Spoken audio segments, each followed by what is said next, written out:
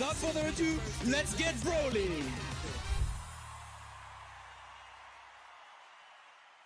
Good afternoon, good morning, and good evening, everybody, wherever you are in the world. Welcome in to the 2023 season of the BSC, kicking things off today with the EMEA region. Of course, we just finished APAC. No spoilers, though. I'll let you check it out in the vlog. I am still Ark, joined today by my co-casters, Trav and Teddy. We are back, boys. Trav, how are you feeling for today? I mean, it's been a while since I've been on BSC, but I couldn't be more pleased to be back for 2023, especially in my home region of EMEA. Exactly that, Teddy. How are you feeling for the 2023 season of the BSC? I'm excited. The off-season could not have lasted for longer. Honestly, at this point, I really wanted to get straight back into it, and this is our chance here with the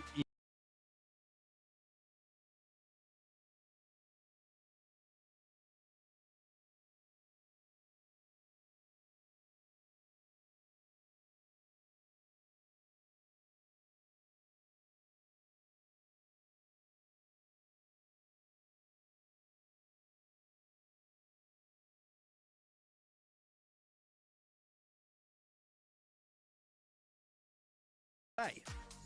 Well, we're starting things off with FA Mr. Dozer versus Now or Never. A few more unfamiliar teams, but Now or Never have previously been known as a lot of the roster as Dogster Lobster. Then quarterfinal number 2, Team Queso versus Zeta Vision, which is going to be a huge game. Reply Totem versus Navi, which in my opinion could technically be the final of this one, and Colossal Gaming versus ANR to finish off the quarterfinals.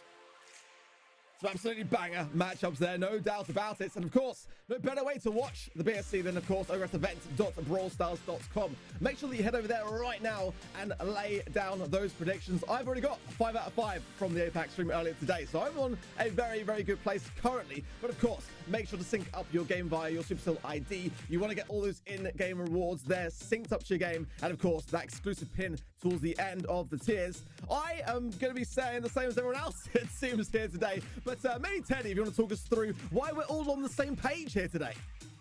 Well, you know, for the most part, I think we just looked at the previous rosters, you know, from last year and the players and their stories in 2022. And it was pretty straightforward, right? Dogster Lobster, Now or Never. We've seen them a couple of times at a Division X.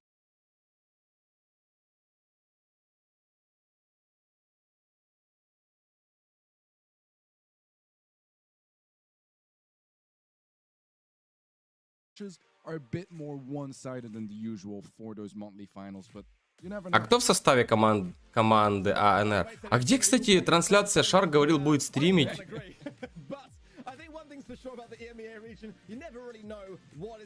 66% за нон, а остальные проголосовали за команду MDC.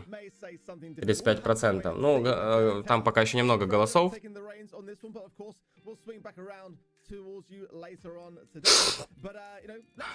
МДС, MDC. Сделай громче.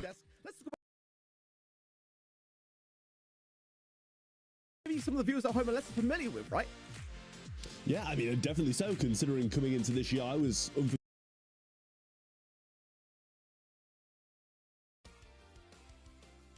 Проголосовали. Будет. Но пока ничего не надо.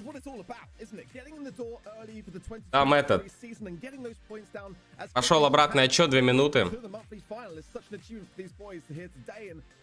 Ну что ж, погромче, даем, погромче, окей. I think that it could them, but of course, Now or Never, they're not going to be taking it too easy on them. I mean, this is a team which are a little bit more experienced in that respect. Kanan, Tomzy, and Lukey, and of course, as well as Yaku on that same roster. This is the former Dogster Lobster roster, and I just had to throw that in because ultimately the perfect start for them. But of course, Now or Never, Вот так норм. they're not going to be taking it too easy on them. I mean, this is a team which are a little bit more experienced in that respect. Kanan, Tomzy, and Lukey, and of course, as well as Yaku on that same roster. This is the former Dogster. Друзья, сегодня у нас еще Brawl Talk вечером. Приходите на Brawl Talk. Так, это у нас состав команды Нан, Канан, Томзи и Луки. Gained some very, very valuable experience towards the end. They actually had a very, very close run in making it to the World Finals. It was very, very close. Didn't quite manage to make it at the final hurdle, but nonetheless, it is that ability to be calm and collected which counts for so much. For FA Mr. Dosar, they haven't got necessarily as much, riding on things. They haven't got as much people watching from the sidelines and therefore placing that expectation upon them. So how it will affect them, we'll have to wait and see. I mean, it's definitely easier to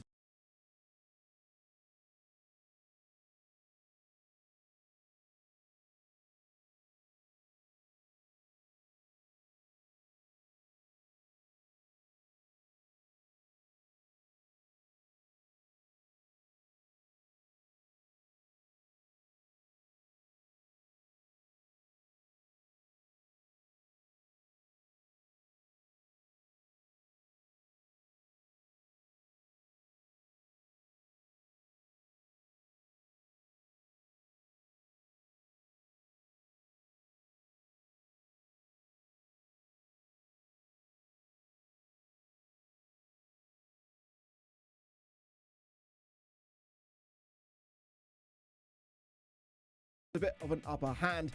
B is in such a great place for diversity and just keeping things above board. Sam especially has been running right across the regions as well as Ash, and therefore I feel like that's kind of one of those brawlers which can really put a stop to those ideas. We all know about Gray. I mean, how much of an issue has Gray been? And if we get any Gray cheese here today, Trav, on just the right map, then I really hope that both teams are kind of prepared for that eventuality. Yeah, I mean, to be fair, I've been over in North America in the off-season with some ESL, and they do have a pretty similar meta, tanks, Gray, but, I mean, they love to throw that Lu in wherever they can, and I'm intrigued to see if, they're going to be adapting something like that over here in the EMEA region, and we saw in APAC earlier a lot of Carl being played still by Shitampo and the boys over on Crazy Raccoon now.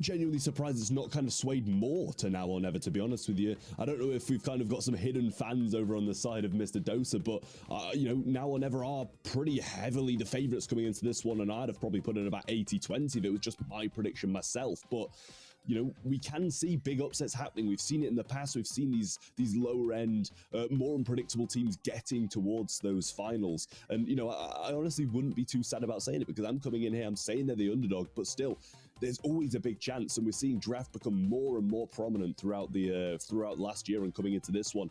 It can definitely be all kind of up to the draft before you even get into the game.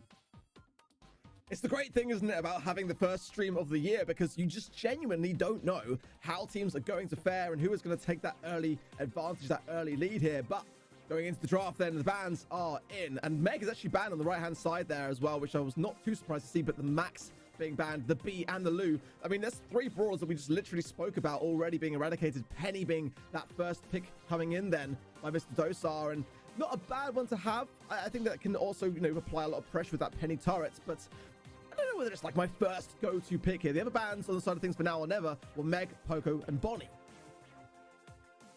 I mean, Penny's been coming more and more versatile, especially when we saw that salty barrel being added as the gadget. It allows her to kind of have a bit more of a say in fights at close range. If she can place it right and get the splash through it, it's definitely very solid. But talking about versatility, I think Janet probably is the most versatile brawler in the game. Very hard to be countered fully, and it does counter a lot of stuff along the way as well.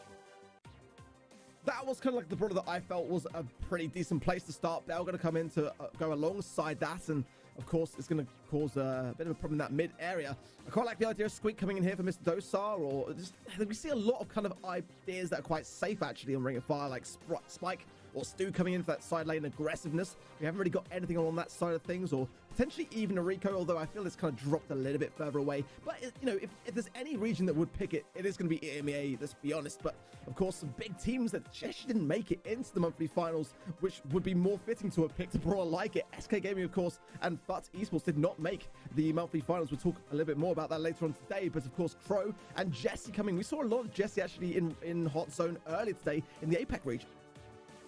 Well, I mean, they've clearly kind of taken a leaf out of the APAC region's book there, bringing that in because, you know, in the previous years and previous metas, that really wouldn't have been something that would be brought on any map. Never mind something like Ring of Fire, but they're clearly going for a very spawner-central comp. Penny Turret, I actually do, you know. I'm glad you remember this because I'm just not a Jesse fan whatsoever, but there is the squeak as the last pick coming in from Now or Never. You know, Residue's always going to be strong, but it's also going to be extremely capable at kind of, if the Penny Turret isn't placed right, taking that down as well. Yeah, I've got very firm recollections of last year when you and Teddy went in ham on Jesse. You absolutely hated to see it. I'm on the fence a little bit about whether it's going to work so well on Ring of Fire. I mean, ultimately, you're looking down the barrel of a Janet and a Belle, and that's going to be two great brawlers to eradicate that turret very quickly. I mean, this is not dueling beetles in the eventuality of there being no wall breaker. I do worry about the Jesse turret and its, you know, susceptibility. Scrappy is going to have a tough time. There's no doubt about it. And with that squeak for control, I'm much preferring what I'm seeing on the side of Now or Never. Well, first game of EMEA 2023 monthly finals were coming in, and it's a strong start for Now and Never. They've taken this mid control. They're using this range advantage that they have through the mid with Lukey here on the Bell. But Dorian doing some nice job of juking forward and actually getting some form of control for his team. Emric over the right-hand side and Salty over the left can't do anything without the turrets, and they can't move without them.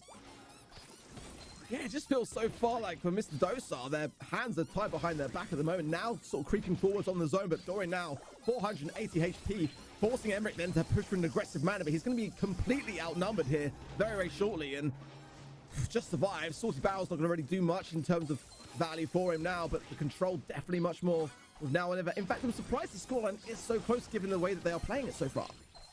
Yeah, nest egg popped, but a little slowing toxin in return from Dorian. Salty kind of taking his place now, and they're doing a really nice thing here where they're taking one by one. One will go low, and then the other one will rotate on and get some percentage, and it's actually kept them on par with what Now and Ever have brought to the table in terms of percentage so far. But Tomsy just doing such a good job on this left-hand side, just being aggressive and keeping Salty back now. It's extending this lead just a little bit further for Now and Ever, but I'm not sure if Lukey had a little bit of a lag spike there, but did stand still, and the slowing toxin's not going to allow him to move much either. Yeah, I'm surprised he survived, to be honest, but survive he does, and capturing vital points in the zone. Dorian jumps in now very aggressively, gets some good taps from the Tomsy on the way as well, and Salty now just trying to finish off the deal, but can't quite connect the shots to do so. Oh, there he does, and surely just a couple of shots away now from a turret. If he can make that turret count, it could come at the perfect time for this game.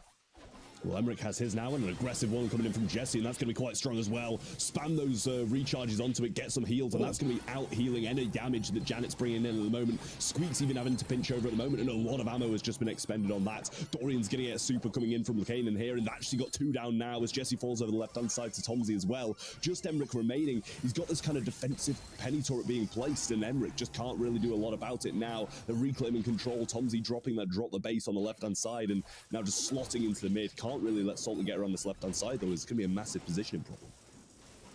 It's so close, but if this push pays off here for Mr. Dosar, they could turn the tides, but Dorian, oh, pops there, the nest egg, and that is a terrible place to find yourself here. Hayden trying to pick up the scraps, so Emric still surviving on. Now a 2 versus 1 to jump in, the final ditch of desperation there from Dorian to try to bring this one back, but it's not going to be enough. Now or Never will take the first game.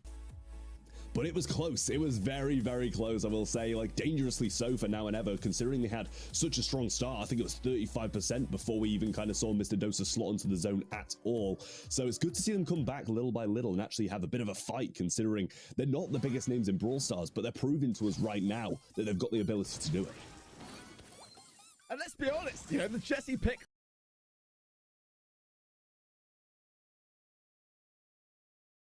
the spark plug gadget there from Salty for the slowdown. It kind of paired quite nicely there with Penny's turret to be able to really land the mark. And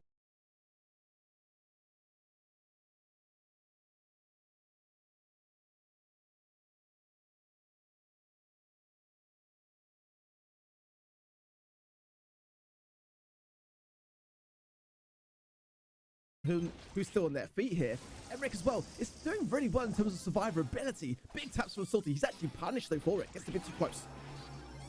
Yeah, Tomsy coming aggressive now and does take down Dorian, but Emric is swatting around this side, catches him off guard and gets the takedown. Got to get some charge towards that turret, and he really wasn't getting any from Kaden, so did have to make that rotation now. Back over to the right once more. Super in hand from Lukey, and it is just a little bit difficult for Dorian to really do anything when he's outranged so heavily. Soup comes down on the right hand side, but it is tanked. Salty Barrel is going to make it so he's not slowed down, but Lukey just trying to get some shots off. Emmerich quite out of position in a 3v1 pretty much. Salty pushing aggressive, but Tomsy catches him off guard as well. Auto aims onto the turret and does get traded out. Jumping from Dorian should get one, but doesn't get two, and Kanan survives just a little bit longer. Percentage gap is quite substantial. Scoreline is very dominantly in favor here of Now or Never, let's be honest. But some of the plays here from Mr. Dosar are commendably done, in that respect. Tomsy with a nice little take to the air here, and will continue to assert the pressure onto Dorian. Let's drop the base as well, keep the pressure on, and evading those shots there from Everett coming in. It is looking very close. 15% now is all that Now or Never need, but a little bit of a pushback and some low HP on the side of Now or Never. It might be a time to push here. I mean, they've got to push at this point, or it's going to be too little too late. Kanan pushing around the right-hand side, though, getting some work done. Dorian being caught off guard in this pinch and taken down. Now Salty going to fall over the left as well, and pretty much everybody just dropping like flies on the side of Mr. Dosa. Not what they want, but it is what Now or Never wants. Really, really nice stuff from them, and they do manage to come home with this first set. Do you think that Jesse there was the reason for the downfall? I mean, let's be honest, it did cut some work, it did do some stuff, but do you think it was the right pick? I mean, you're gonna say no. Why am I even bothering to ask you this question? Even if it wasn't, it'd have my blame. But I mean, to be honest, I don't think there's any kind of explanation that can say that it was a good pick there. It played, as you said, I expected it to play the mid. It did a little bit at the start, and then they started kind of moving back and forward and just absorbing the bell shots and kind of just accepting the fact that one of them was always going to be low, and it just wasn't the right game plan. But those aggressive plays that it did make, especially in that first game, when it got scrappy, when it got the turret, and it could move forward, it worked. But it was just so few circumstances. Yeah, I mean, I'm still not for it, I'll be honest, but I did like the way that Salty kind of managed my expectations a bit better than I was doing so myself, because I was expecting there to be a bit more of a mid-roll for the Jesse. Going the left-hand side lane did make a lot more sense, but I just kind of asked myself the question, why not a Stu? Why not something more aggressive to really get in the face of the Janet there? I mean, obviously the Janet's rage is a big problem, but I just felt like the objective was played out better by Now or Never. However, having said that, I think a lot more of a closer game than many of us were expecting, and I think that stats kind of say very much the same story.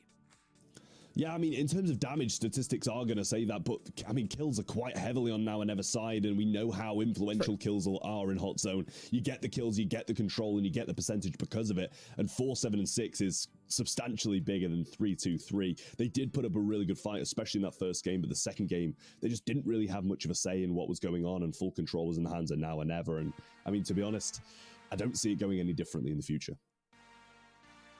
Yeah, I mean, let's give the benefit of the doubt, Mr. Dosar. It's not, go home just yet. But nonetheless, I mean, that is what we were speaking about coming into this matchup. The former Dogster Lobster roster, I'm just going to slide it in. They have got that experience. They have got that ability. And their jukes, they were on point.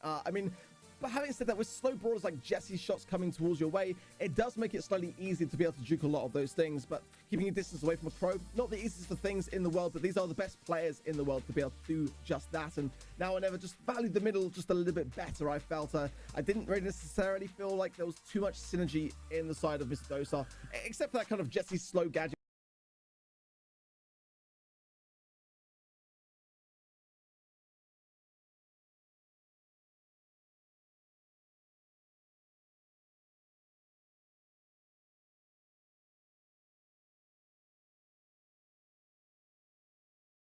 Focus in on, and especially for Mr. Dosar, considering that last matchup, they've got to be able to do that better here in Bounty, because kills and deaths matter. It's as simple as that. Yeah, definitely so. And, with this new rule that we have in BSC 2023, you can sub players out in between sets. We have, even with their success in the first set, Tomsy's going to be subbed out for Jiaku, seeing him come in now and joining the boys over on Now or Never as that substitution. We'll see if it makes a positive or a negative change, I guess. I quite like it, get that first set win, swap your team around a little bit, keep everyone's thumbs warm. I quite value that. Janet kind of come in here for Mr. Dosar. Now I'm never going to be picking that max first pick. I quite like Otis here, though, for me. Quite a safe pair of hands, and being able to mute so important. Max is very aggressive, though, banning out on the other side of things the Ashe, the Jean, and the Bonnie for Now or Never. It was Gray, Poco, and Jean banned by Mr. Dosar. I feel like Mr. Dosar will be very careful now with this max first-hand pick. you just cannot find yourselves back on those ropes, and Tick gonna come in for control. I quite like that. We kind of see Sprout taking a lot of those kind of